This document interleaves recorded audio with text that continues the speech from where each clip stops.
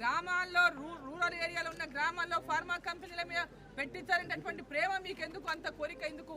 ప్రజల యొక్క ఆకాంక్షను కాదని వాళ్ళ భూములన్నీ గుంజుకొని ఈరోజు వాళ్ళకు ఉన్న భూములు 2 ఎకరాలు 3 ఎకరాలు 4 ఎకరాలు 5 ఎకరాల కంటే ఎక్కువ లేవు వాళ్ళకు ఉన్నటువంటి భూములు.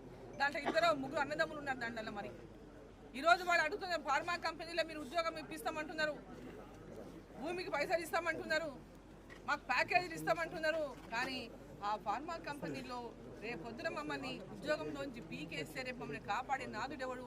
మా జీవనాధారాన్ని మొత్తం మేము కోల్పోతాం. మా భూమి పోతే మా బతుకు తెరవే భూమి అమ్మని నమ్ముకొని మేము బతుకుతున్నాం అనేటటువంటి ఆవేదనను వ్యక్తం చేస్తున్నటువంటి ఆ రైతుల యొక్క ఆవేదన మీకెందుకు అర్థమవుతలేదని చెప్పి నేను ప్రశ్నిస్తా ఉన్నా ముఖ్యమంత్రి గారిని. మీకెందుకు అంత ఫార్మా ముఖ్యమనిపిస్తుంది?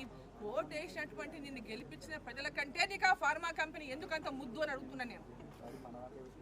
ఏమంత ముఖ్యం నీకు ఆ ఫార్మా కంపెనీతో మీకున్నటువంటి సంబంధాలు ఏమి?